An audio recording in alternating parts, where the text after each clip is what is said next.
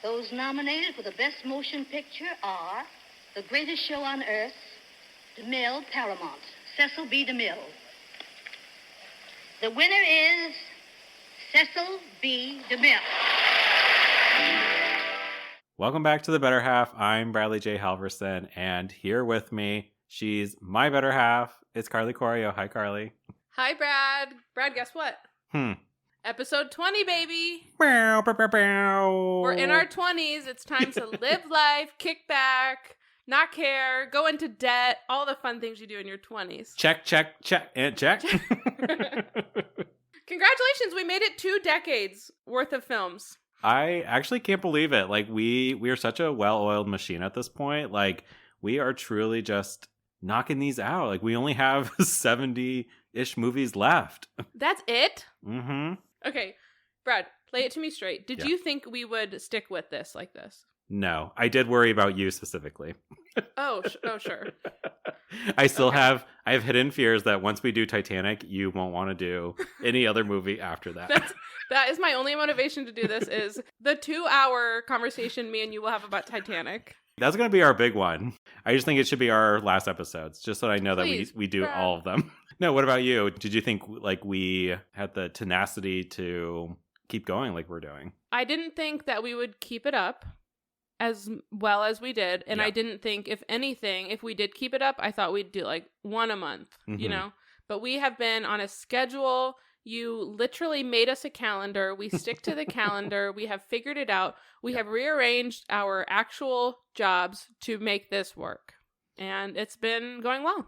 Yeah, I agree. And it's wild. I mean, by the time folks are listening to this episode, we're certainly already going to be past the 1-year mark where you and I truly like sat down and recorded. But we are, at the time that we're filming this, like we're coming up on that 1 year of us deciding to do it, buying the microphones. Like I think in April is when we recorded officially our first episode. So really, it's almost our 1 year, which means it's almost our 11th year friendship anniversary. So. Wow.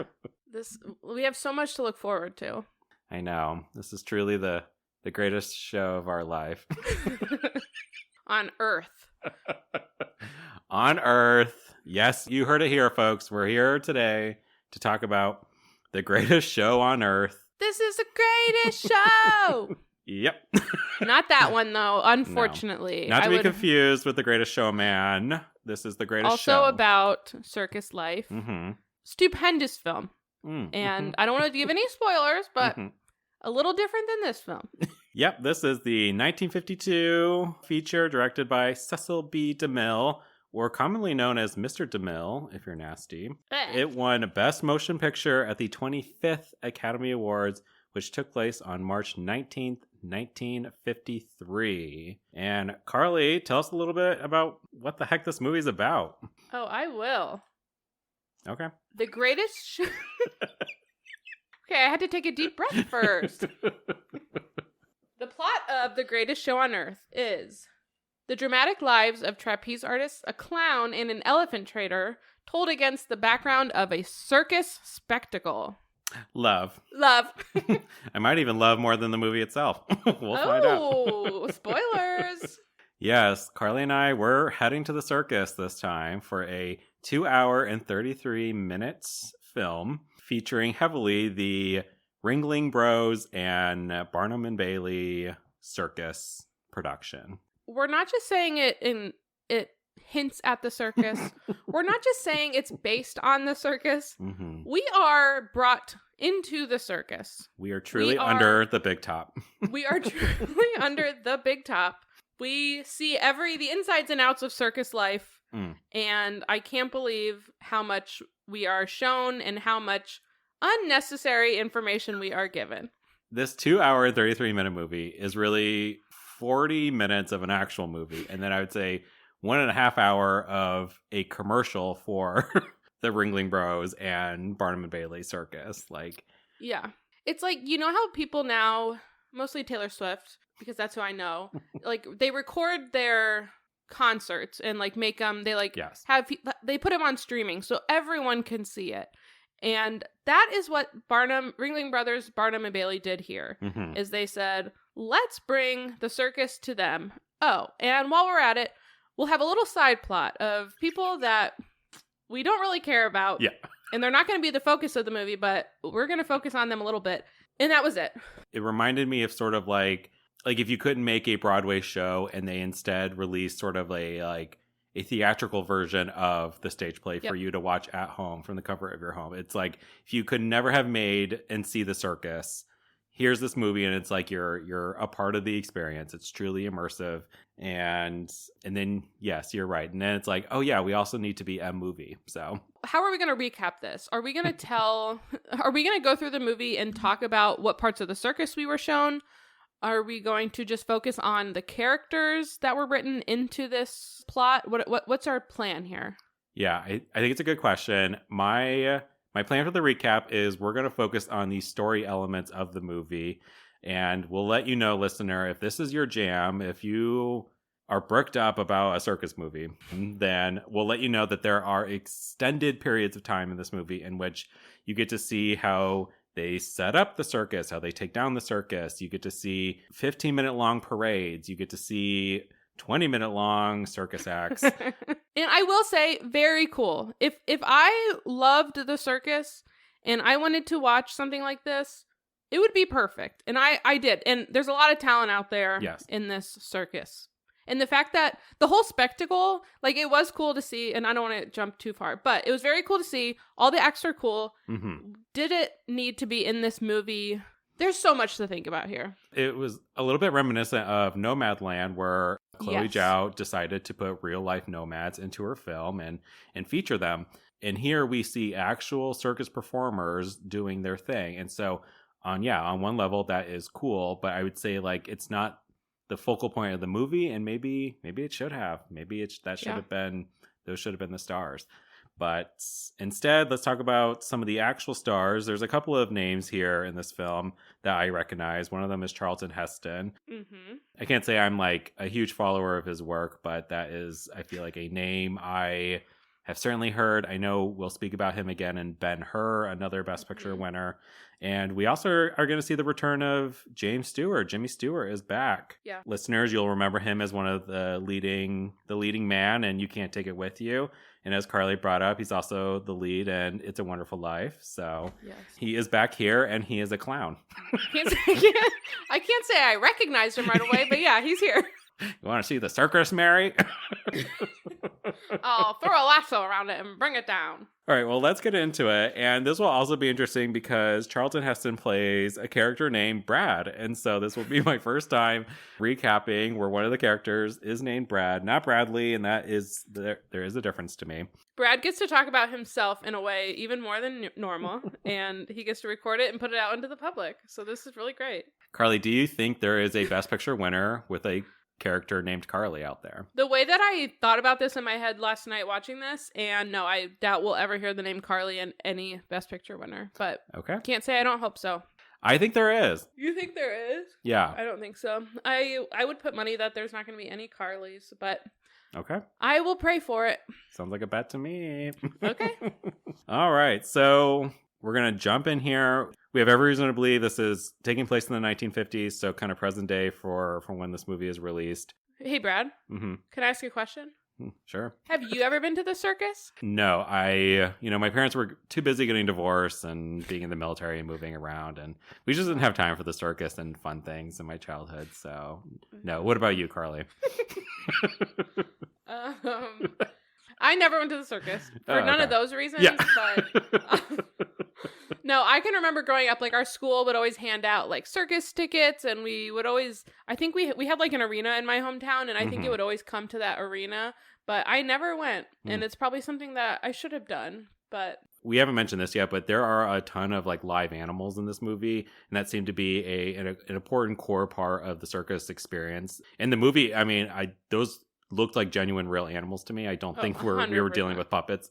We're getting elephants, giraffes, polar bears at one point, like seals, like a ton of animals. Sea lions. Oh, that's different. Yeah, well, I only know that because I watched a show with my 1-year-old nephew about seals versus sea lions on it just literally this week. And when I saw them, I was like, oh, those are sea lions. And then they said it, and I was like, fuck yeah. Thanks, Miss Rachel. Yeah, I was amazed at the plethora of animals in this Mhm. movie. And there's no way they weren't real Yeah. because the visual effects in this movie were horrible, and we definitely would have known if they weren't real.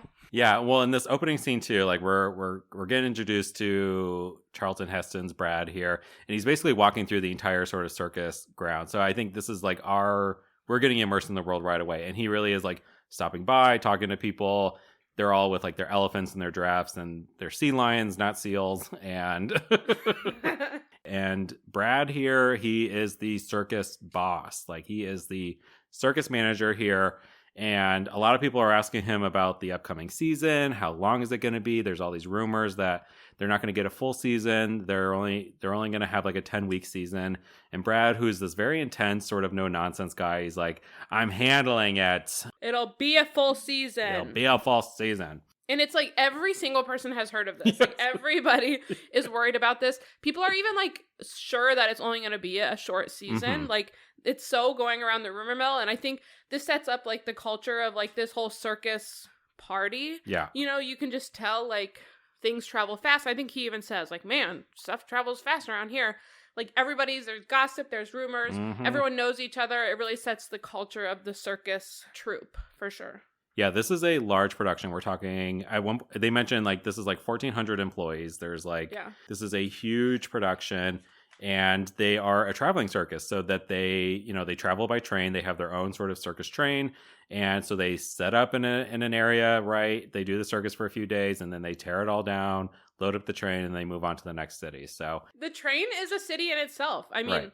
the 1,400 people and animals all live in Mhm. it. They, it's like everything you can just tell has like a place in it, and they pack everything up perfectly, and then they unpack, and all the animals have their own trains. Like they have doctors on board. They have its own city in itself. I wish we would have gotten a little more into that, like the life on the train, but it was cool to at least see what we did see. So Brad, he's going to head off to his like board of directors, your classic sort of group of white old men all sitting around smoking cigars. They're upfront with Brad right away. They're like, we're doing a 10-week schedule, and you're going to just hit the big cities because they bring in the most profit. And we got to stay in the black, they say over and over again, which, Carly, you have an MBA, so I assume like being in the black is good and like being in the red is bad. Yeah, I mean, I just feel like in the black sounds bad. Right, yeah. I would agree. But they did keep saying that. We just got to stay in the black. Stay in the black. And I guess like what's going on in the world is like this is like a post-World War II sort of environment. So the economy is not great. And so finances are tight here.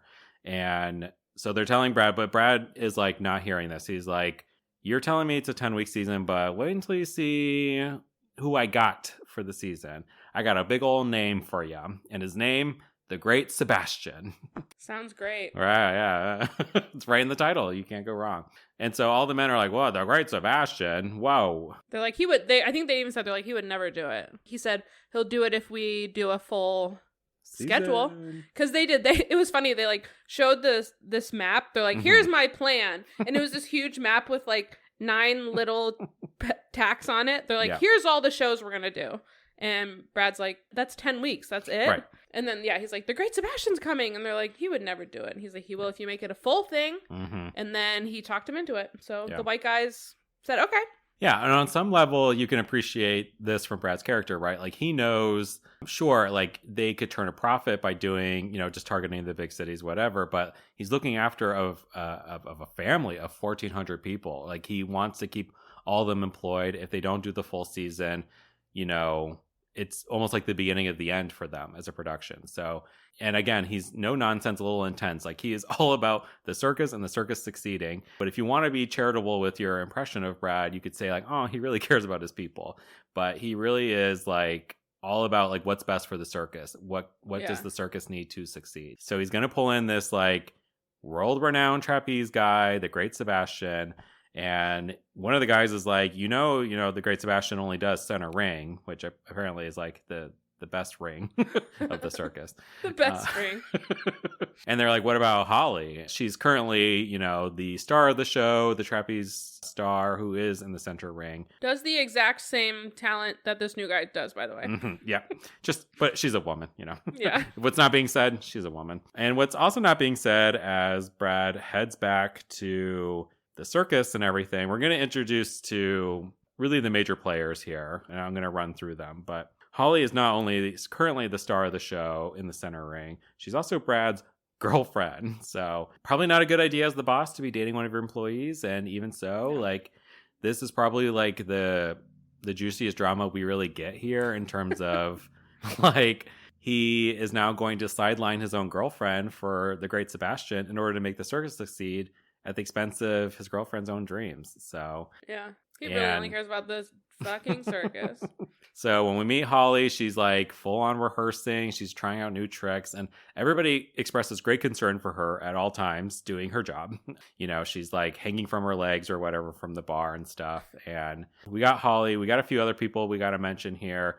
We have Angel, who is a queen in my eyes. If I had to pick one person. Brad, I knew you would fucking love Angel, and it's probably because I love Angel. Oh, yeah. We got Angel. She will tell it to you straight. She does not mince words, and she has a ton of self-respect for herself. She will not let a single man put her down, and she's paired a lot with this guy Klaus, this German blonde guy, who did look good in a t-shirt. But I knew you would like him, but fuck that guy. No, yeah, he's pretty one note. His whole thing is he's just he's really into Angel, and she doesn't really give him the time of day, and he's just an extremely jealous person. But he specifically is in charge of the elephants. So when we first see him and Angel, she's literally resting on the elephant's trunk in the air. So we got Klaus and we got Angel, and then we also get introduced to our clown, who we mentioned, Buttons.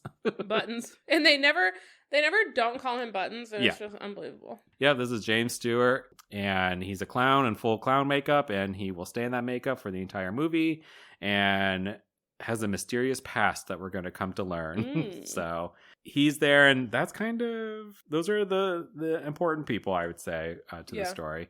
So Brad shows up, everybody kind of coalesces around him. They want to hear the news. They want to know what's going to happen with the show. And so he's very excited to announce, hey, we're getting the full season. And somehow word has already gotten around about the Great Sebastian, because this other woman's and we got the Great Sebastian. And it's cut to Holly's face immediately, who knows the reputation of this man, knowing oh, he's going to be in the center ring. He's coming for my gig. So she's sad, and she spends a lot of the movie sad. Yeah, she does. I would say. For Brad, this is a win. This is a success. He was we get the full season, and we just got to stay in the black. And it prompts this one woman to say, so we got to perform in blackface? He said, listen, we only stay out as long as we stay in the black. And then this woman, you mean we all have to wear blackface? I didn't even know if we were going to bring this up on the pod, because it was the first thing I wrote. How bizarre. How bizarre was that? Also, nobody said anything to her. She just makes this statement. Everyone kind of looks at her and moves on. Yes, exactly. It was her one line in this whole movie. Yeah, pretty wild. I would say the writing is not good. I think Angel's going to have a few one-liners that I'm okay, I can get on board with that. But this movie... a team of 5 writers had a one-day retreat to a coffee shop and wrote this movie. Yes. Yep. Absolutely. And so, Holly's going to pull Brad aside. Everybody kind of disperses. And Holly's like, Brad, what the fuck? I'm the center ring. And secondly, I'm your girlfriend.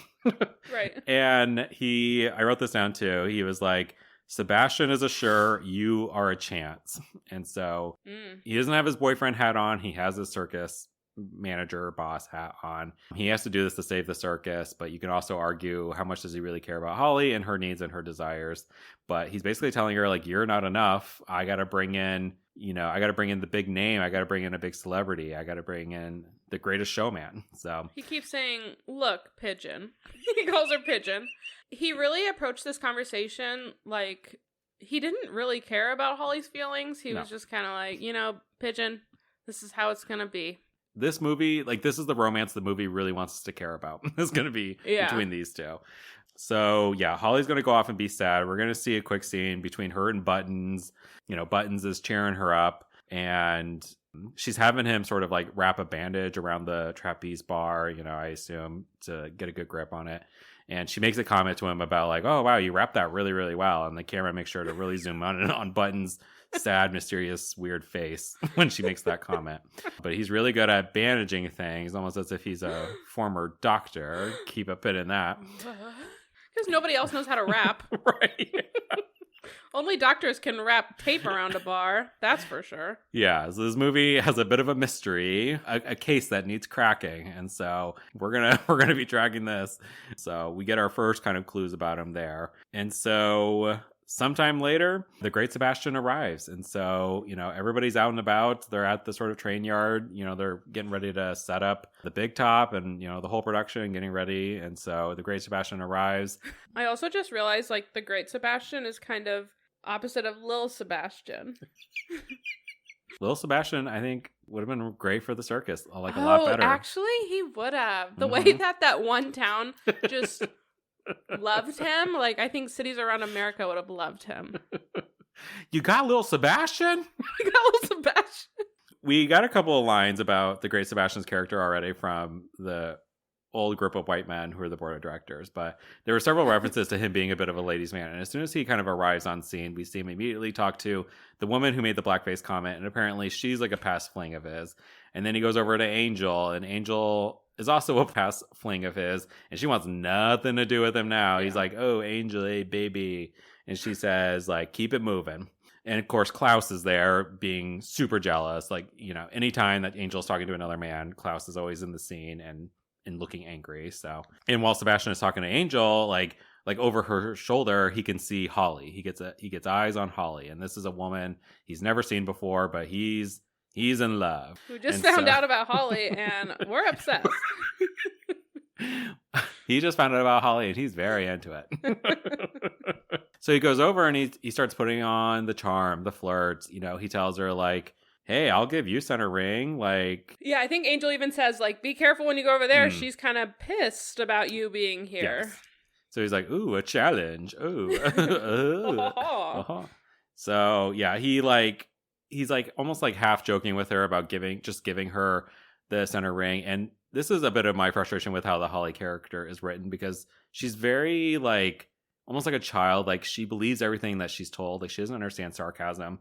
She doesn't understand jokes. She doesn't understand. So she hears this and she's immediately like, you'll give me center ring? Oh my God, let's go talk to Brad. And so they both head out to Brad, where Brad, who's never laughed with his gut his whole life, is like, no, like, he shuts this down. And again, Holly is like sad, but then she pipes up here and she says, well, just you wait, Higgins. She makes a promise here that she's going to outperform the Great Sebastian. Like, she's gonna be off on left ring or right ring. I don't know. I don't understand that. I'm gonna make it on my own.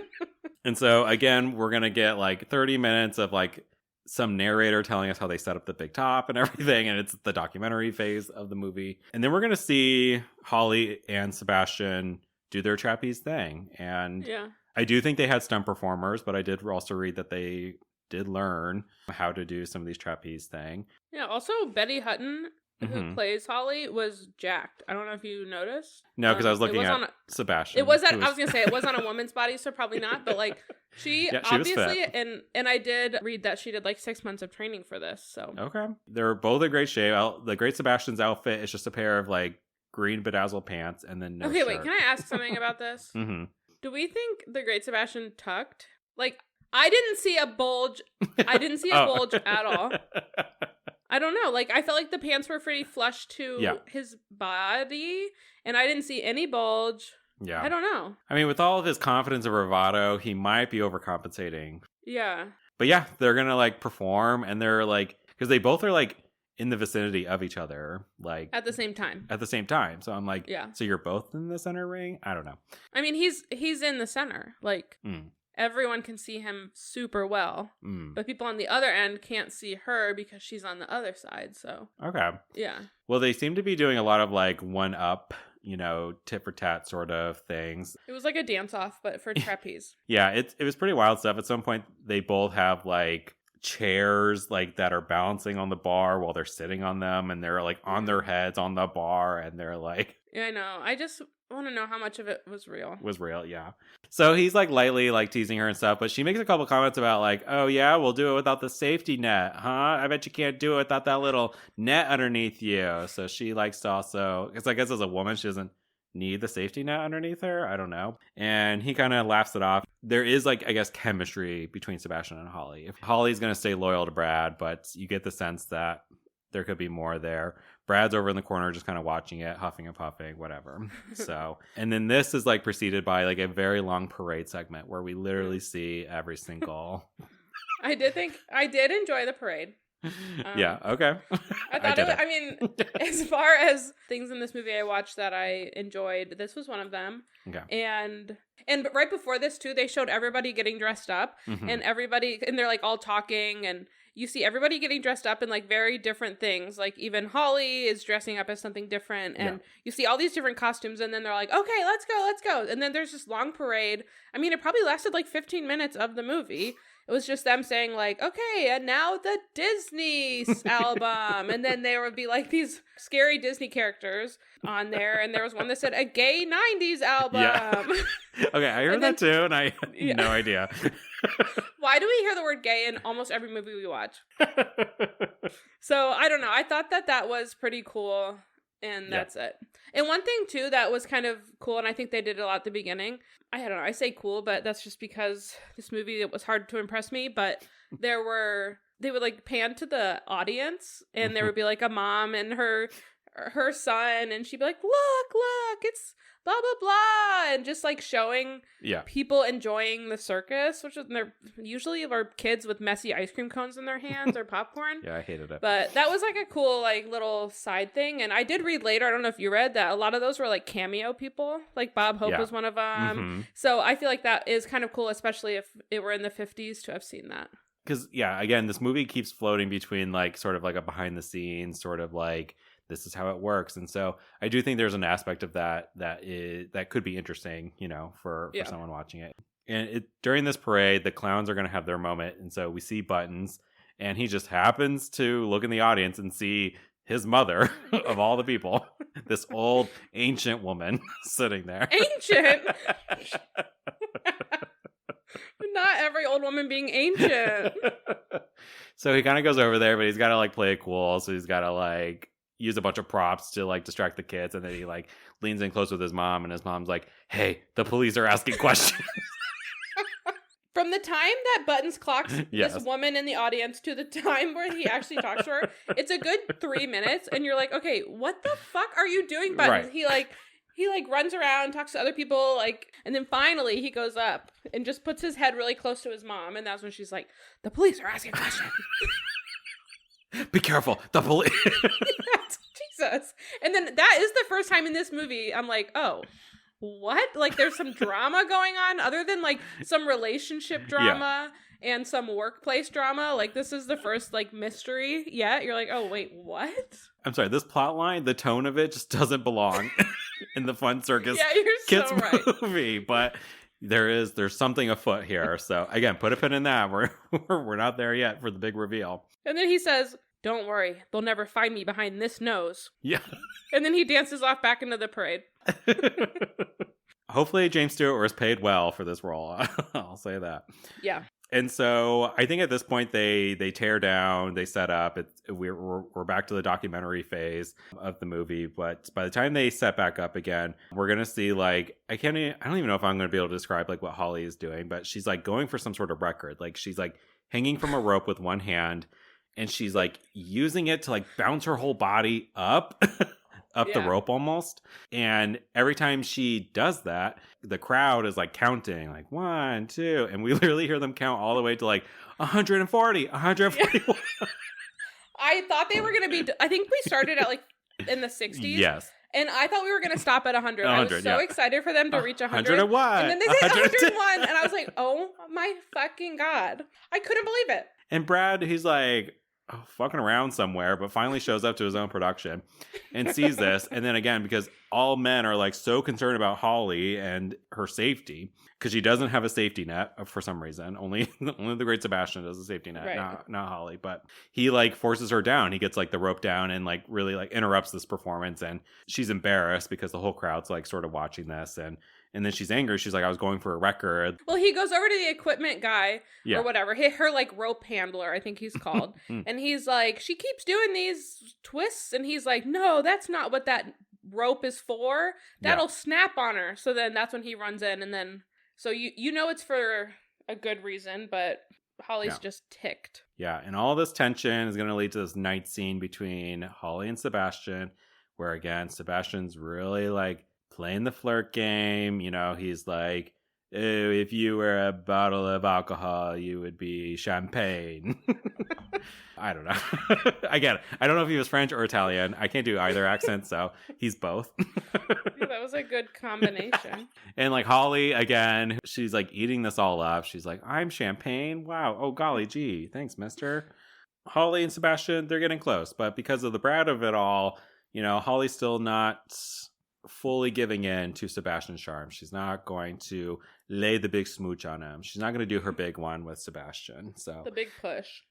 she's not going to do the big push. And she's going to like connect with Brad later in the night, and he's going to show her this like the rope she was on earlier and how it was fraying. And so he really saved her life earlier. I'm like, he probably fucking like cut that rope down Right. like 2 minutes before the scene started. But like you said earlier, and I think it's a really good point about Holly, she's like a little kid. Yeah. She's like, You know, it's like he's like, oh, you're like wine, and what he did was mean. You're going for you were going for like a record, and she's like, yeah. Even when on her way down, she's like huffing and puffing like a little kid, and then now she goes over there, and he's like, oh, but look what I saved you from. She's like, oh, okay, you're right. Yeah. So you're so right. It's exactly what she was. And yeah, so as soon as like she sees the frayed rope, yeah, she's like all back into Brad's good graces now. She's like, oh my God, you do care about me. And he really wants her to like cool it a little bit. Like, stop playing with fire. Like, you're going to get yourself hurt in the act if you're trying to like keep one-upping the great Sebastian. Then we see, you know, Holly's having a long night, because then she has a conversation with Angel, and Angel's like,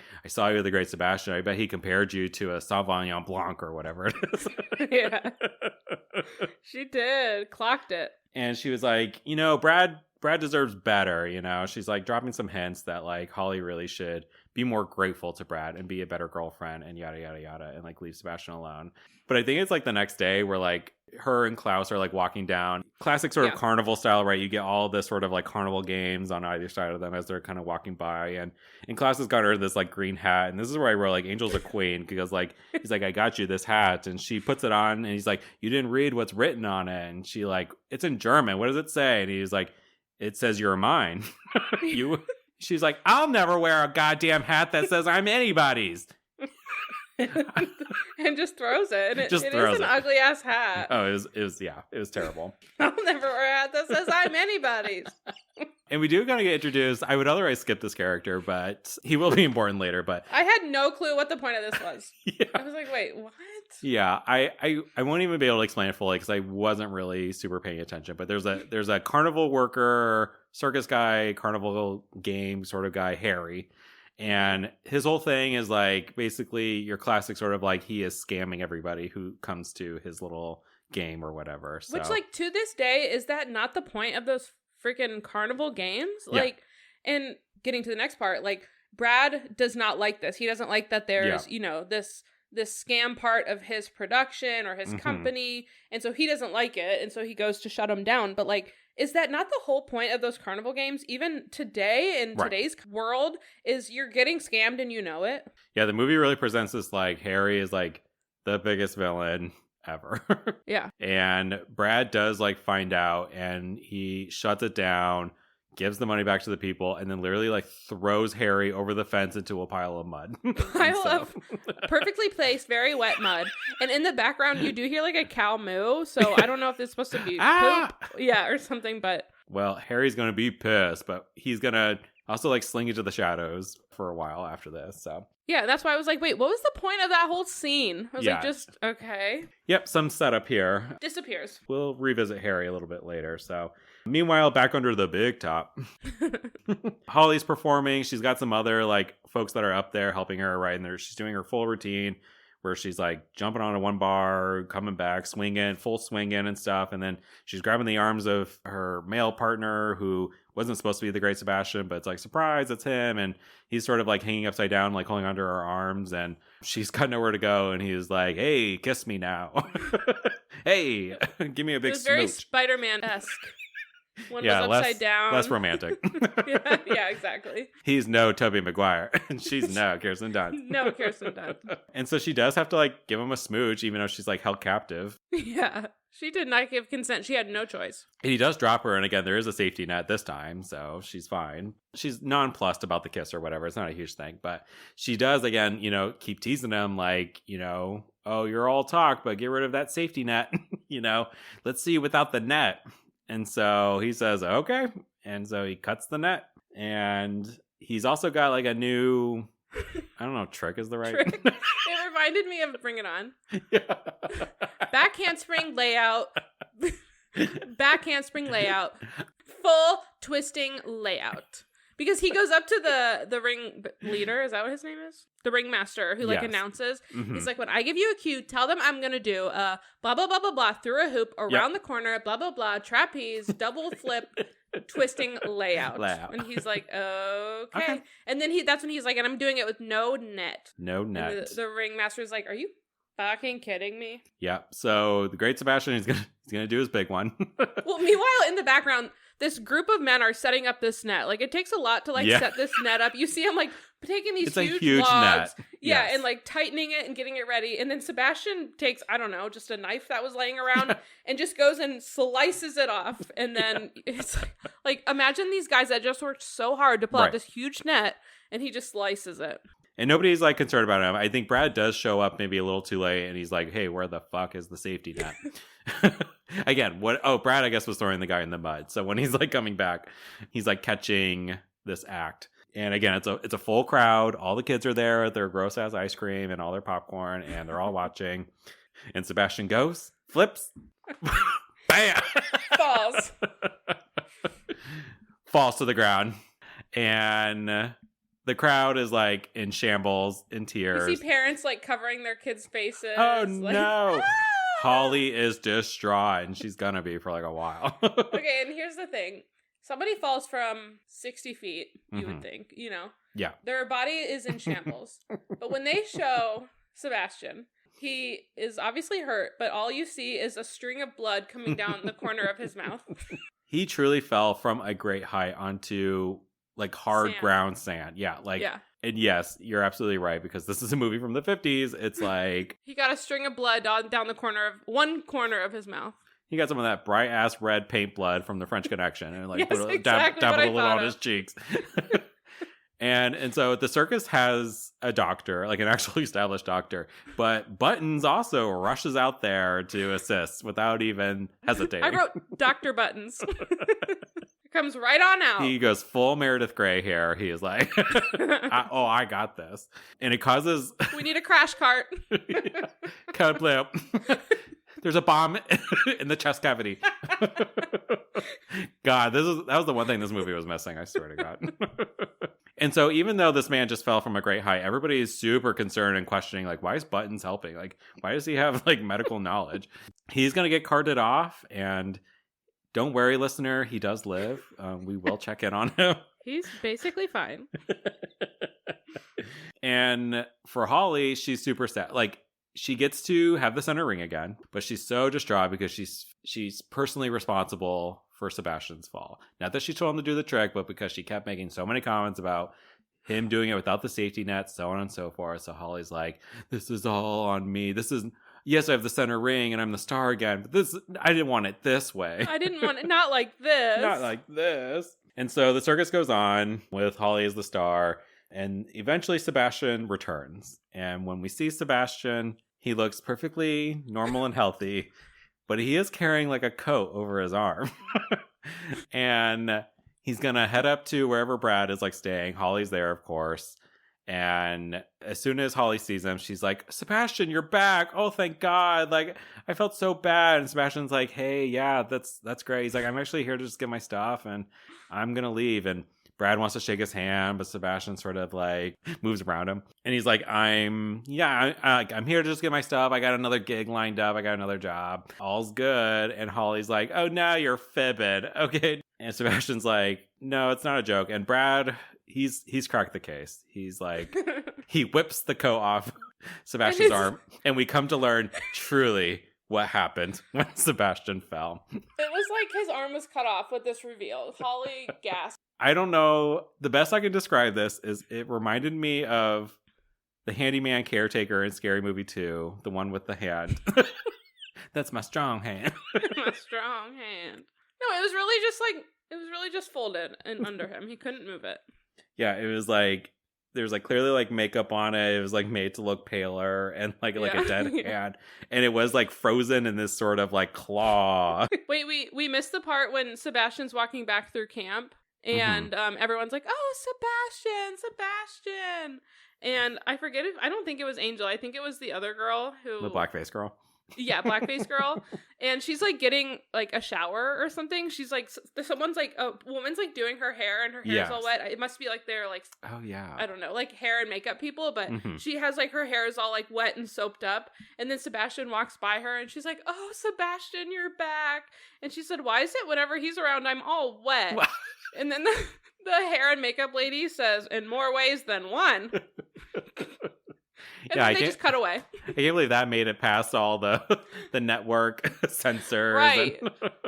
Right. There's not like one dirty joke in this whole movie, but they throw that in there. So Sebastian has this decrepit hand now. So he doesn't really have another job lined up, but he's finished. He can't work as a trapeze anymore with his weird claw hand. And so Holly's again devastated. She was like, no, but she's like, you have to stay, Sebastian. You have to, like, please don't leave. I feel so guilty and so bad. And he's kind of, this is the most jaded we ever see him. He's like, yeah, you should feel bad. Yeah. This is your fault. But she does convince him to stay. And she does it. Basically, she's like, you came back here because you love me. Oh, and yeah. I think I love you too, or I feel something for you. I think really confusing her feelings of guilt for romantic feelings. I don't know. You're so right. It was the guilt, I think, that was eating away at her. And so I think this whole time she's like between the two. And then she's like, oh, I have to pick him because look what happened because of me. So Holly convinces Sebastian to stay. I kept writing Seb in my notes instead of his full name. So by sort of hinting that she, could love him back or whatever, that she has feelings, that's enough for Sebastian to suddenly turn his frown upside down. He's going to stay on with the circus, and Holly's also going to like go on a break with Brad during this time. So, and I don't know the context really of how this next thing came about, but at some point, like Holly gets like the newspaper and she's like there. I think Brad's there and I think Buttons is there.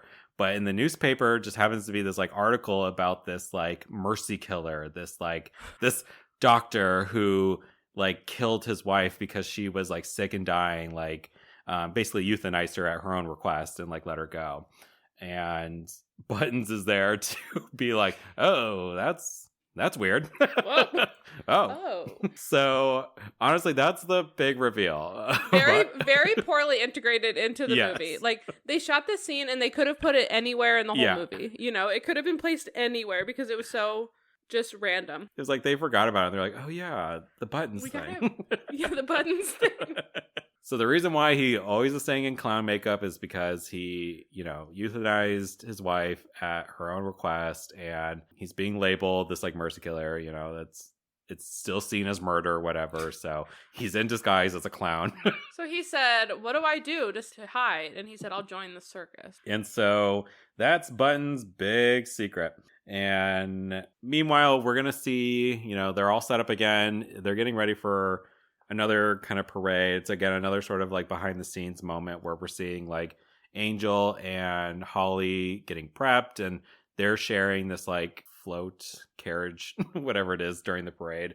And Angel again is like laying it in with Holly of like, you need to treat Brad better than this. I could treat him better. Sugar. She called everybody sugar. And they kind of like bicker during this parade, like the whole time. They have to like smile and wave at the crowd, but then they're like, "You bitch." And so later that night, in Brad's like caravan, like I don't even like trailer, like I don't even know. Like the game train, right? It's like the game car where they all go to play games. Angel's like in there just with Brad, and she's like, "Oh, let me like fix you some supper, sugar." And he really doesn't give her the time of day until she like calls him sugar like 8 more times, and he's like, "Oh, okay, wait, okay, pigeon, wait." So Sugar and Pigeon are together. I don't know if the movie was even implying that anything happened between the two of them, but somehow from like outside this train, this caravan, whatever, is Klaus, the jealous German guy who sees that Angel is there with Brad and full on assumes, oh, like they're doing their big one together. And so then like Harry, if you remember, the carny scammer guy who got thrown into a bunch of cow shit and some mud, pops up out of the middle of nowhere, slinks out of the shadows. It's like, "Hey, Klaus, you want to do something about this?" And so now 2 villains are coming together for some joint slayage. Are you mad? Yeah. Are you mad? Yeah. During the performance the next day, again, Klaus's whole thing is with the elephants, and commanding them and stuff. And so him and Angel do their act together, where she like lays on the ground and then the elephant sort of like holds its giant ass foot over her face. Only this time, like Klaus sort of like leans down, and again, it's like a full crowd. Right. And Kids she's like eating ice cream. She's like, "Okay, Klaus, like tell the elephant to get the fuck up." And he's like, "What if I did it? What if I had this elephant fucking kill you in front of all these people? Because I saw you talking to a man last night, and that's all I know." And pretty wild way. I think if the elephant had actually killed Angel, we would have to include this on one of the wildest deaths we've seen in a Best Picture winner. But no. Brad swoops in as Brad the did savior. Not like it. Nope. He also has full control of the elephants. He's like, "Elephant, no." And then fires Klaus right on the spot. Elephant, no. Oh. You laugh, but the writing, honestly, that could have been an actual quote from the movie with the way this writing was. So now Klaus is real pissed, right? Okay, so we got him and Harry both fired, both angry.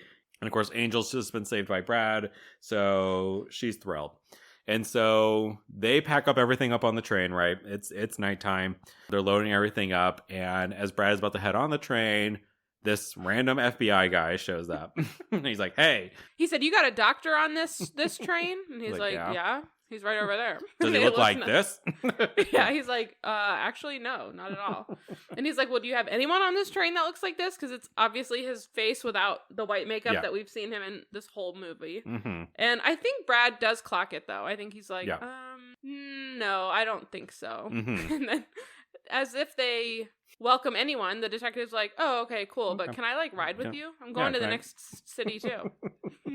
Yep. So just like Button's ancient crone mother warned him about, the police are around asking questions. And so this guy's here and on the train with Buttons, and now the ground is shrinking beneath Buttons' feet. Well, and I think Brad even says, like, what did he do? What are you looking for him? Yeah. And he was like, murder. So the train takes off, right? And in the front train, the leading train car is Buttons is there, Brad is there, the FBI guy's there, the real doctor is there.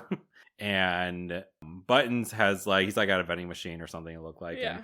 And this is where Brad comes over, and we learn that okay, Brad has cracked the case on Buttons, and he's like, "Hey, just letting you know, there's a cop around here looking for Buttons."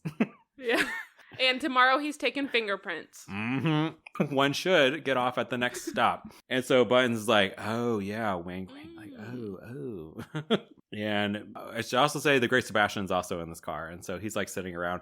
And Buttons believes he saw earlier a tiny bit of movement from Sebastian's claw hand. And so Brad goes over to the Great Sebastian and riles him up and gets them all angry. And it's enough where his claw hand moves again. And this time there's witnesses. So The great Sebastian here pulling off another Quinn Fabray where, his hand was only disabled for a little bit. But it's the end of the movie, and miraculously, it's healed. So the great Sebastian is all thrilled. He's going to be the center ring again. He believes he's going to get full feeling back in his hand. And he thanks Brad for getting him all angry because it's what made the hand move. And he's like, you knew all along. So Brad, he's just really good at what he does. Yeah. He wins the circus. And the great Sebastian's like, oh, I gotta go tell Holly. I'm gonna propose to her right now. Which is like a crazy thing to say. So he heads off to I guess the woman's car. Where they are all literally stereotypical. All the men were sitting around playing cards, drinking bourbon, and all the girls are getting ready for bed, all in their pajamas. No man's land. But we got to cut to outside. And outside on the train tracks, we see Klaus and Harry are two baddies, and they're lighting up a flare and they're putting it on the train track. Their plan is to get the front car, which is the money car, to stop. And when it stops, they're going to rob it and take the money and go. That's their big plan. And it's successful for the most part. The front car does stop, and they do. I think Harry has a gun, and they do take the money. And as they're getting into their car, though, Klaus sees that the next train car is coming, and he seems to just now suddenly realize that Angel, the girl he likes, would certainly be on the train. Oh, yeah, there's people I know on the train. But the front car is still stopped on the tracks. They're going to crash. And so what's his plan? Harry's like, who fucking cares? Let's go. And Klaus, get out of here. Klaus knocks him out with a stick. And so he's passed out in the back seat, gets in the driver's seat, starts driving down the tracks toward the oncoming train. And it's just like, hey, train, no, train, stop. Train, stop. With a passed out Harry in the back seat, and this train cannot physically stop. No way. Especially when the car is driving towards it. And so what we see is clearly a close-up of a model train set. I wrote the same thing.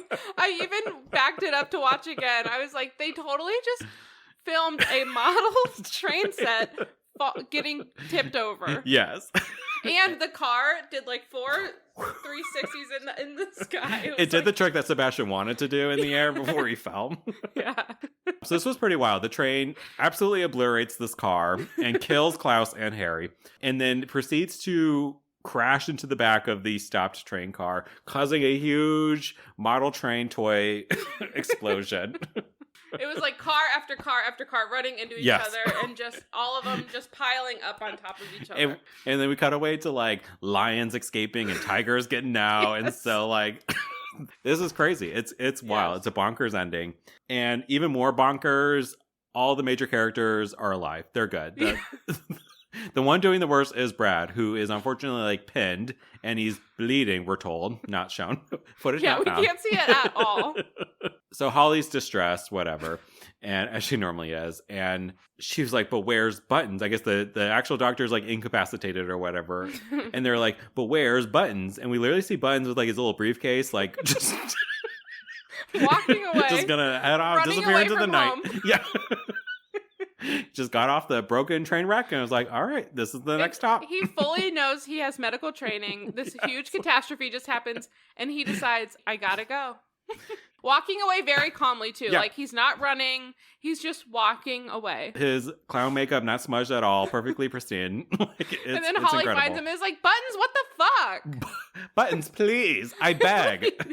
And so, with much pleading and begging, she is successful in getting Buttons to stick around long enough to maybe fucking help some human beings. I think she even says, it's Brad. We need to help Brad. And he's like, okay, fine. I'll help Brad, then I'll run. And so, Buttons, full Meredith Grey, he gets in there. And he's like, well, he's going to need a blood transfusion. And turns out only the great Sebastian has the AB negative blood type or whatever it was. Brad, do you know your blood type? It is O. I'm 98% sure it's O negative. The one that's gosh, that's a really good blood type. Do you want to know my blood type? You got a B look about you. No. Guess what? My blood type, A+. I saw it one day. My mom had it written down on something, and I said, I will never forget that. A+. A+. A positive. So if for some reason we're ever in a train car accident and I need a blood transfusion and nobody's, You can have mine. I'm not alive, you know what to tell people. And I'll tell people he's O something. If I am really O negative, then I'm the universal donor, blah, blah, blah. Yeah, but you're not a universal receiver. Correct. Yeah, so I'm screwed, but like. Yeah. Okay, sorry, back to the blood thing. But when they were like, you were in the military, what's your blood type? And I was like, I wonder if Brad, having never been in the military, would know his blood type. Yeah, well, my mom's a nurse, so she definitely kept track of this. And I think both me and my sister, friend of the pod, Amber Blanchard, it's either like she's O positive, I'm O negative, or I'm O positive, she's O negative. But I'm pretty sure I'm O negative. I just feel negative. So. You feel negative. Actually, that checks out. You're something negative, that's for sure. Oh, yeah, that's for sure. Okay, so somehow in all this train wreckage where they're dodging lions and tigers, Buttons is going to set up a blood transfusion just right here. He has the supplies in his clown bag. And somebody else who survived is the FBI guy who's like coming on over just to see what's going on, just to observe, oh, wow, this clown sure knows how to do medical stuff, he's thinking. And so Brad at some point passes out and everyone's like, well, that's it for the circus. This guy comes over. He's like, so the tent's ruined. This is done. But then someone else steps up to save the circus. Holly activates. So amidst all the blood and carnage, again, footage not found, she activates. She's like, we're going to put on a show right here over by that field. And she's like, Angel, get the animals riled up. Yeah, she does. Buttons, get the clowns, assemble. No, because Buttons is pumping this blood transfusion. I wrote, Buttons has to just pump blood forever now, ? Like, he's literally doing this. But you're right. Holly, like, said, she, like, basically, like, it's like one of those, like, big climaxes of a movie where somebody just takes leadership and fixes it all. And she, like, points everywhere and then like, puts everyone into action. And we're going to get this circus going if it's the last thing we do for Brad. And again, he's alive. He is not dead. And there's really only like 5 minutes left in the movie when she's saying all this. And so we do cut to like the daytime, and somehow they're like going through a downtown street doing a whole parade. Yeah. And Holly's like in front of a green screen, like flipping around on a bar, singing a little song. So this is also a fucking musical. Come to the circus. So the spirit of the circus can't be stopped.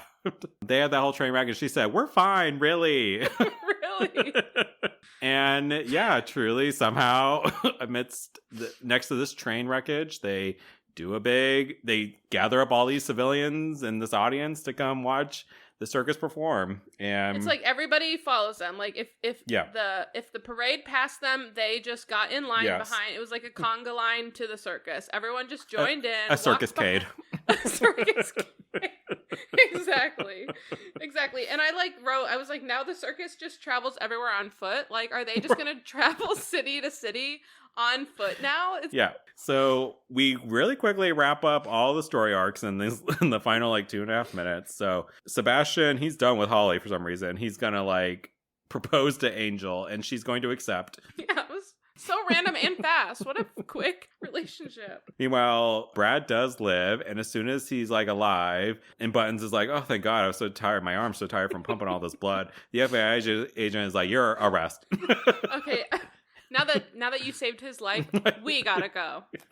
Handcuffs out. Doesn't matter. They all just lived through a near-death experience. Yeah. But he's arrested. Yep. So bye-bye to Buttons. Wait, and then we missed this part. Yeah. As Buttons being taken away, he finds a random child in the street and gives him his dog. He has this like dog that he carries throughout the movie, and it's this little like cute white dog. But then at the end, he's like being carried off. He's like, wait, detective. And he finds a random child, and he said, "Here, she's yours now," and then leaves. Like, I would be so pissed if I was that kid. I don't want this fucking dog. Right. I was going to say, what a nightmare. So Buttons is arrested, and Brad, who can hear Holly's awful goddamn singing, is like smiling, and he realizes he's in love with her. And she's like, "Come to the circus, la la la la," and fade to black. And fade to black. There was like no end credits either. It just literally the movie ended. Yeah.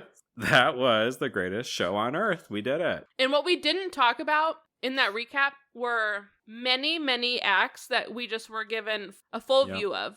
At one point, there was just this a little person. Human riding, a little person riding a horse. Yeah. And it was actually very impressive. Mm-hmm. But that went on for 10 minutes. There were like other performances that went on for 10 to 12 minutes. There was like a clown in a clown car, I remember. Oh, yeah, that clown car one actually was pretty cool. I think we saw some like tightrope balancing act a little bit with another shirtless man. So I appreciated that. And yeah, it was. And it was cool. And you have to assume, like you said, like with Nomadland, like some of these performers that were actually part of this traveling circus getting to be in a movie was probably very cool. Yeah. And the fact that it was like paying respect to the art that they do and their livelihoods, like that was probably very cool for them. Yeah, I said earlier, like this movie wanted to be a documentary. This movie also, like the difference between this and Nomadland is like, I don't know, this should have been like a feel-good story, not about like a stupid killer clown. And this should have just been about the circus performers, what the circus means to them. Like you could craft a narrative that is like not completely sort of a nonfiction documentary style, like similar to Nomadland. Like we had real nomads, but they were playing like fictionalized versions of themselves. But then some things you could feel that were true that they were saying on camera. And here it's like, you know, I understand that circus performers are not necessarily on-screen actors and talent. They can't necessarily be written lines and directed. So you got to have the actors there, right? But I don't know. I just think like this movie like missed the mark. You had a chance to tell like maybe a really good, feel-good story with like real struggle, like real financial woes and troubles like plaguing the circus. But you would have had all these scenes of like the crowd like being enamored by all the circus performer, you know what I mean? And like if you, the listener, haven't guessed, I was not a fan of this movie. I don't know about you, Carly, but I get the sense that you're also not a fan. Yeah. And we're not alone in that opinion. I did actually see the Rotten Tomatoes score. Yeah, that's fine. I mean, it's a big part of the movie. Yeah. I'll just say it. It got a 50% on Rotten Tomatoes, 5-0. It is one of 3 Best Picture winners in the Rotten Club that has received a Rotten Tomatoes score. So you said only 3? Only 3. Wow. And this one is the one in the middle. So there's a movie with a lower score than 50, if you can believe. So this is the second from the bottom. And this movie it's literally on the Wikipedia page. This is often regarded as one of the worst Best Picture winners there is. And I fully agree. Yeah. This movie is a mess. It is a hodgepodge.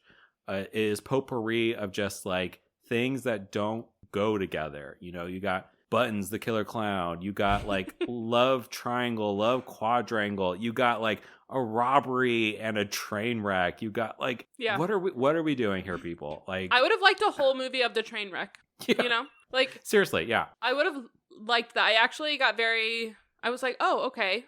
How are they going to overcome this? Yeah. And at no point in the movie other than that was I like, oh, what's going to happen next? Did I care about like the arc of any of these characters?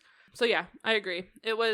They just threw way too many things into the 40 minutes of storytelling that they had. And they just buffered it in between, like you said, the documentary style of it all. The thing I was most interested in, and had these characters been better written or, you know, I mean, Charlton Heston is like a well-known actor, so it's like, I can't really knock his performance that much, I feel. But to me, what was most interesting was the fact that like him sort of like balancing the needs of the circus with the needs of his girlfriend. Like I thought like I think there's a lot of like juicy stuff and juicy narrative opportunity that you could do with a dynamic like that and the way like, but I feel like the movie really kind of abandons it. It doesn't get you to care about this romance at all. Holly, I'm sorry, is very one-dimensional and it just kind of sucks. Like I wish she could have been complex and layered, also trying to balance like the needs of the circus versus her own ambitions to be the star and be the center ring and like, but instead it's like, oh, is she in love with Sebastian or is she in love with Brad? And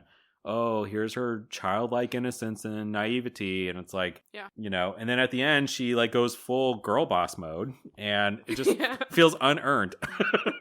Well, and I'm like very much like if a movie doesn't pull me in the first 10 minutes, it's going to be hard for me to stay with it. Yeah. But this movie, it actually did right at the beginning. Okay. You know, there's like this, like, you know, when he's like walking through, you're like, oh, this is cool. You kind of see him go by all the entertainers and you see this kind of world as he's walking through it. And then you learn like, oh, they really need to work hard to keep this show and make it a success. And I'm like, I can't wait to see how they're going to do that. Yeah. And like, I would have loved that movie if it was all about like this whole troupe coming together to make this a success and the ups and the downs of show business and everything like that.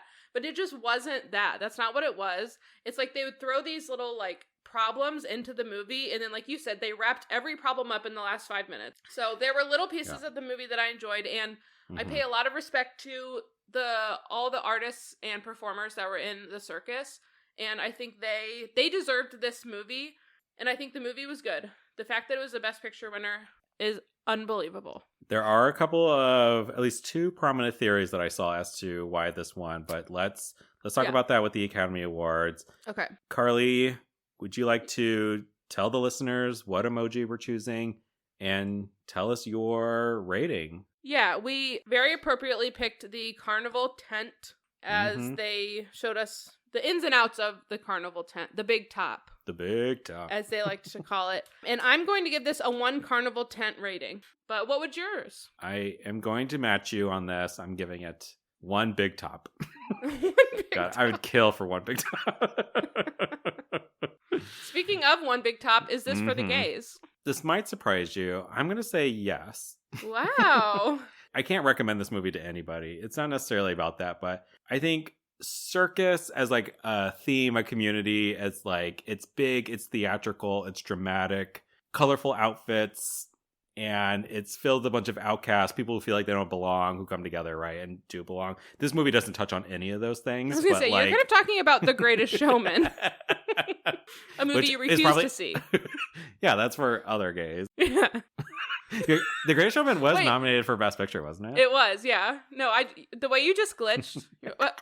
Oh. Yeah, I just hate musicals. So unfortunately, that gets in the way. But this is real. This is me. This is who. Do not sing that Oscar-winning song. This is me.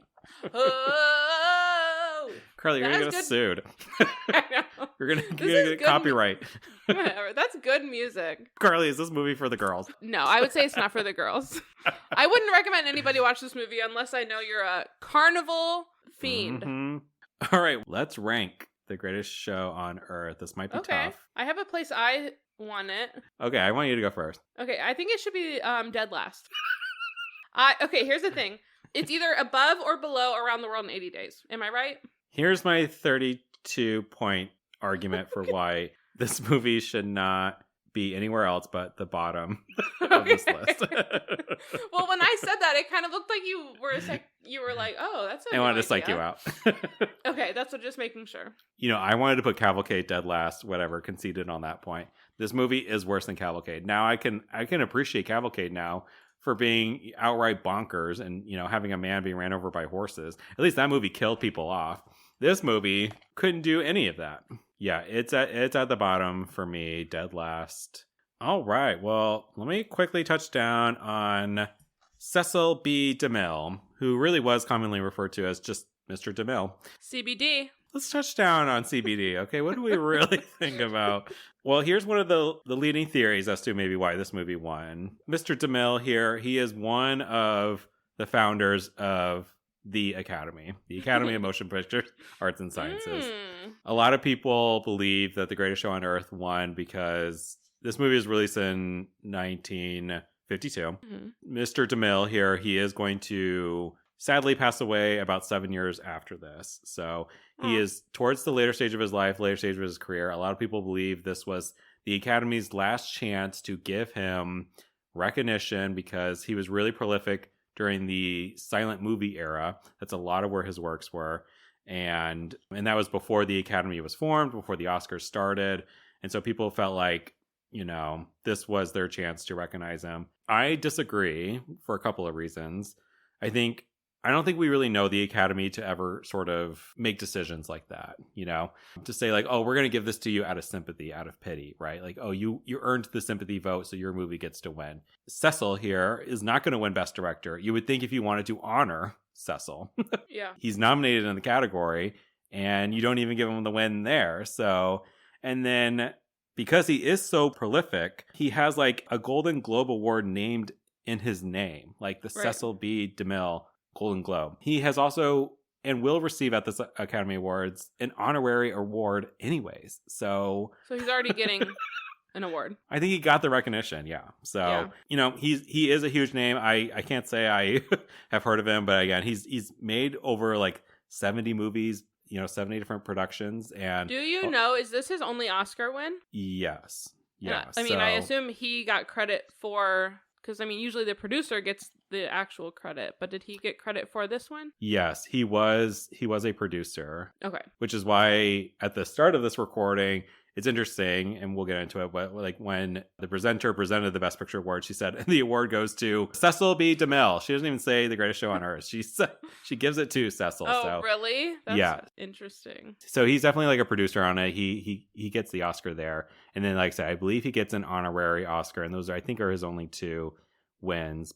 And so yeah, and the Greatest Show on Earth was like his like second to last film, really. So I mean, truly, this was like one of his last major productions before he passes away. Let's talk about the 25th Academy Awards here in March of 1953. This was hosted for the 3rd movie in a row by Bob Hope. He's back again, baby.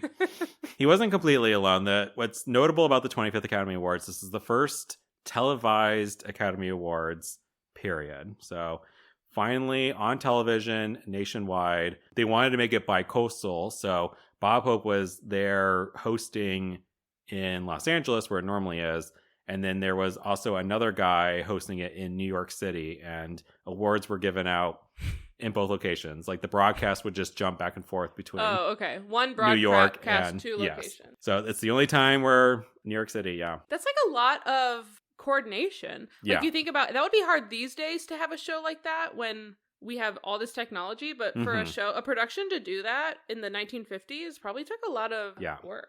So hosted by Bob Hope. The woman who's presenting Best Motion Picture, her name is Mary Pickford. I was not familiar with that name. However, what I read about her is she's also one of the founders of the Academy of Motion Picture Arts and Sciences. She's the first millionaire in Hollywood. She was the first person in Hollywood to make $1 million. Oh, lucky. She's an Academy Award winner. She won a Best Actress Oscar. Known as Queen of the Movies was literally her title. And she also at one point was married to Buddy Rogers, who, it's been a while, but Buddy Rogers played our lead guy in Wings. So they were married. It's been a while. So she's pretty prolific of her own right.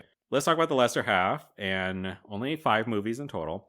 And we're starting with a movie called High Noon. Yeah, let's talk about it. I heard there's drama. This is the other leading theory. Most people believe that High Noon should have been the one to win Best Picture this night.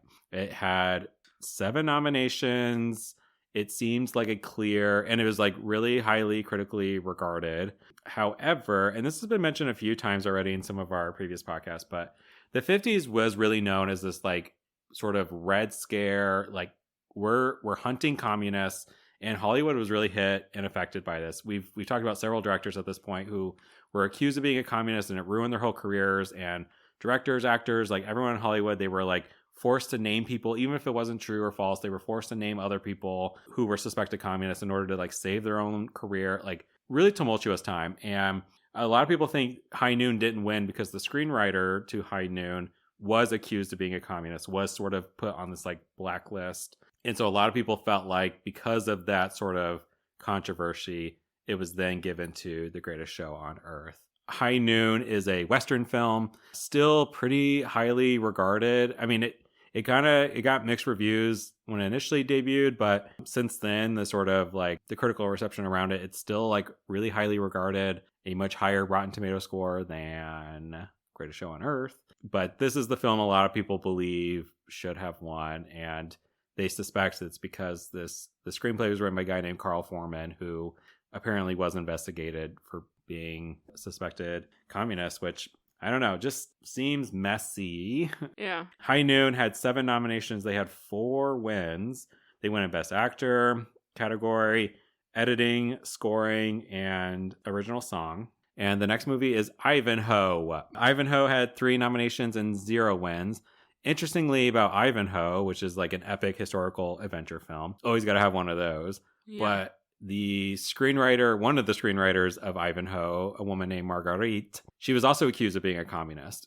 So another one. 2 movies in a row that might have been impacted due to what was going on during the times. I'm more inclined to believe this is what allowed The Greatest Show on Earth to win, was some of this like behind the scenes drama. But yeah, the next film is Moulin Rouge. Ooh. Moulin Rouge, this 1952 production, had 7 nominations and 2 wins. It wins in art direction and in costuming. And then the last film is The Quiet Man. This was directed by John Ford. It had 7 nominations and 2 wins. We will talk about John Ford in another Better Half episode. He directed a Best Picture winner called How Green Was My Valley. So, and I can only read and hear that title in that cadence. So, How Green Was My Valley. It had 2 wins. So John Ford does win Best Director and not Cecil. It's interesting. They also win in cinematography - color. So The Quiet Man got a 91% on Rotten Tomatoes. I'm telling you, this was like, I can't speak to I don't think Rotten Tomatoes existed in the 1950s, but it's pretty staggering the gap between the score that Greatest Show got versus these other 4. Something's up. The Greatest Show on Earth had 5 nominations and only 2 wins. Like High Noon had 4 wins. It wasn't even like the big winner of the night. It does win in Best Motion Picture. And also wins in a category called Best Motion Picture Story, which is baffling because the story sucked ass.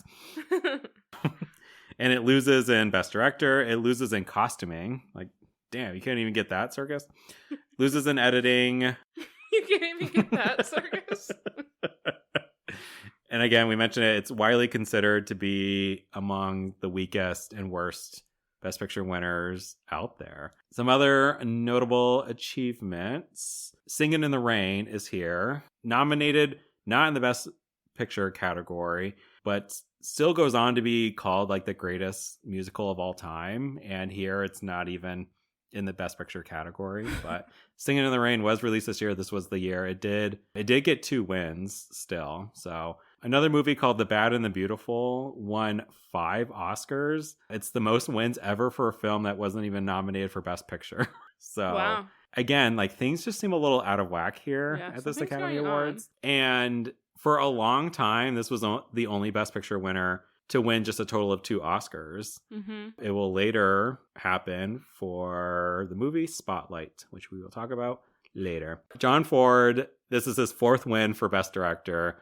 And he set a record for most wins in this category, and it still is unmatched. Nobody has come close to. Save that. We'll put a pin in that when we talk about John Ford at a later time. But yeah, that was this messy sort of 25th Academy Awards where somehow The Greatest Show on Earth takes it. And I think in hindsight, I think nobody really agrees with the decision. But maybe similar to Around the World in 80 Days, maybe just like people really thought this was like novelty, to be able to see the circus up close, really feel like it was immersive, like you were actually attending to see it. And, we talked about in Around the World that like, hey, seeing the world like this in Technicolor is like amazing. But like we are in 2026 now and like we can look at pictures on the internet, and we could just go and travel, not in a hot air balloon, but you know what I mean? Yeah. So I just don't think the movie ages well. The Greatest Show, just doesn't age well. But I'm curious, Carly, who this stacked roster of cast, I'm curious who you cared enough to want to know a little bit more about.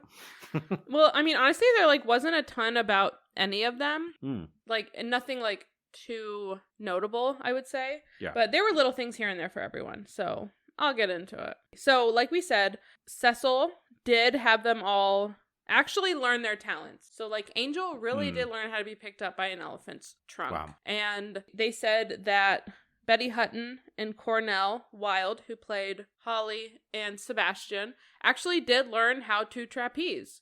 They said there were some far shots that used body doubles. Yeah. But it said anything up close that they were doing, they actually did. And that takes just a lot of body strength. Yeah, they were doing some crazy stuff. I thought like when we were seeing like close-up shots of like her bouncing on her head on the bar, I just figured like that was some movie trickery on some sort, but maybe and not. I'm guessing like that kind of stuff, and I don't know, like the chair stuff, I don't see how you actually do possible? that at all. So I don't know. I'm sure they use maybe like some rigs or wires or harnesses or something, but no, they said that they did a lot of it. I guess Betty Hutton, who plays Holly, trained for 6 months for this movie, so you could tell she definitely was very fit, very ready to go. So I did like that, and I liked too how it was, true. If they weren't going to use actual performers for this movie, that the actors who were playing them actually like learned a little bit about the world and the hard work that goes into it, Mm-hmm. So I liked that. Sounds like Betty Hutton is like kind of crazy. Okay. I don't know how else to say it. Okay, do tell. Yeah, so basically everyone called her like the energy of Hollywood. I think actually Bob Hope quoted her as like vitamin B personified or something. She basically was known for like her energy and gimmicky feel in Hollywood and in all of her movies. She also famously, she was in a lot of Broadway shows, and she was known for her like real life stunts. And by that, I mean, it's like in Friends when Susan Sarandon's in there and they're like, oh my God, how do you make those slaps look so real? And she's like, and then that one woman walks away and is like, oh, give me some ice pack. Because she like actually would hit people. And there's a famous quote from her that says, when you work with me, you better get insurance policies. There's like a whole list there's a whole list of injuries she caused. She once made somebody named Keenan Wen faint after having to maul into him in a performance. Bob Hope, she knocked 2 of Bob Hope's teeth out in a performance. Frank Phelan, she knocked out with a punch right to the jaw. Slapped someone named Eddie Bracken that looped him over a bar and into a heap on the other side. There's like a whole list of things that she actually did. And suddenly, I'm like, when she was like, get rid of the safety net, I'm now wondering, I'm questioning her true intention. Really, like, it almost makes it even scarier that she like buffed up for this movie. All these people are like, God damn it, she's even stronger. Yeah, that was just like a lot. And I guess from this movie though, it did kind of cause like a downward spiral in her life. She got injured doing this movie and then addicted to painkillers. And that really did cause like a downward spiral in her life. She had like depression, and it just kind of ended her career in Hollywood in the years following this. She did have like a pretty big, well-known career, but then after all this, she did kind of overcome a lot of what she had experienced, and she went back to school. She got a master's degree in psychology. So, okay, Betty, good for you. You should focus on your own psychology, I think. Right. I feel like she's like, I gotta figure out what's going on up here. So that's on Betty Hutton. Okay. Charlton Heston, I did look up. I think we're going to talk a lot about him with Ben-Hur, so I'll hopefully definitely dive a little deeper into that. But this was Charlton's breakthrough role. He said a lot of people came up to him and believed he actually was a carnival director because of how well he did in this movie at directing carnivals. I will say, and I can't claim to have really seen any other Charlton Heston films, but I have this feeling that he plays the same character in every single film. Yeah, no, you're so right. So yeah, this was kind of considered his breakout role. He said people thinking he actually was a carnival director is like one of the biggest compliments he's ever received as an actor. So it really only went downhill from here for him, I guess. Better compliments out there. Like you said, it's just a name that you know. Yeah. You and I, 90s babies, we know this name, and I don't know why. Maybe it's because we are involved in pop culture, history, whatever. But I guess he was in over 100 films over his 60-year career. Wow. That means like almost 2 movies, 1.5 movies every year he was in. It's like, it's nuts. He was busy, booked and busy. He also had a narrating role in Disney's Hercules. So if you're a Disney adult out there, you would know it. Brad fervently shaking his head. We have 3 listeners like snapping their fingers right now. Okay, so James Stewart, we had talked about him with You Can't Take It With You.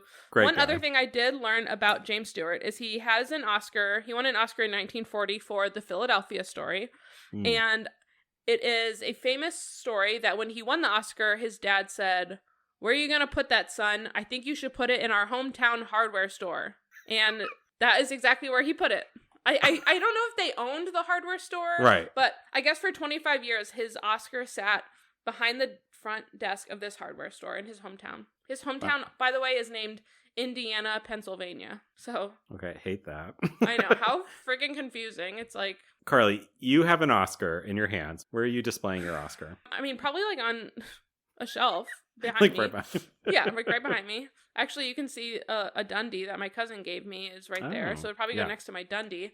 But I always hear, and people always ask that, you know, where's your Oscar? Where'd you put your Oscar? So many people put their Oscar at their parents' house. Not me. Which, yeah, where are you putting it? Around your neck? By the way, I think they weigh 18 pounds, I've read. It definitely needs to be somewhere where I will look at that thing every single day. So it's got to be like in my living room. Like I won't get bored looking at it. Yeah. And I don't care if it's like showboaty to like guests coming over. I wouldn't care. Like everybody will have to see the Oscar. So it's not going to my parents. It's not going to a hardware store. It's not going to a hardware store.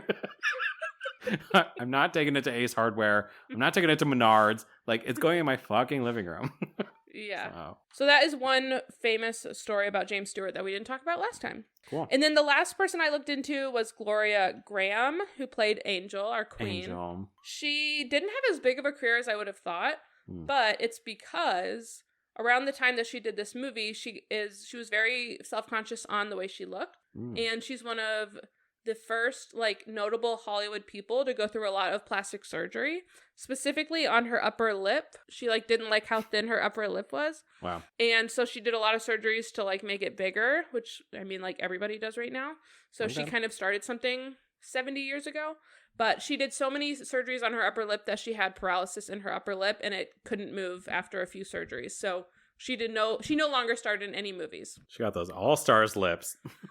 Yeah, so I'm just saying, like, yikes. Ladies, just like your lips and don't ruin them because they might not move anymore. Like, Gloria was on a road to success. Yeah. And she was a beautiful woman. I never looked at her lips and said, ew, but she did. Yeah. But I guess it was like a really mental thing, like sabotaging to her mentally, emotionally. So she went and did it. And I'm all like, if you want to get work done, get work done. Yeah. Absolutely.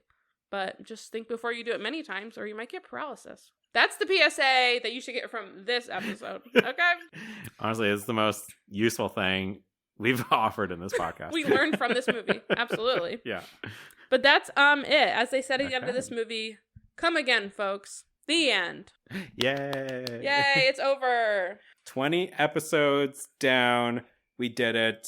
Speaking of 20, what are we going to do for our 21st episode? Brad? Well, we've mentioned the Titanic already. Brad, please don't play with my emotions and the emotions of our listeners like that. This next movie came out the year before Titanic. We were so close. But we are excited to be in the 90s. Brad has prayed on it, hoped on it, offered his firstborn child on it, and the wheel of fate has spun it. We got a 90s movie. Which one is it, Brad? It is The English Patient. Woo! Yep. So it's either somebody sick who's learning English or he's a patient who is British. Or an English person who is very patient, like waits calmly, you know? Find out. But yeah, this is the first time we're finally heading to the 90s. It's the only decade we have not been to in this project. It took 20 movies to get here. And I'm excited to see what this English Patient is all about. So we'll see our friend from Platoon, Willem Dafoe, is back. And we'll see if he's cast as a good guy or a bad guy. I know if it was Jesse Plemons, he would be a bad guy for sure. Brad, please. He is notoriously in a bad guy role right now in a very popular movie. But well, join us next time for episode 21. And Carly, as always, love you. Bye, Brad. Love you.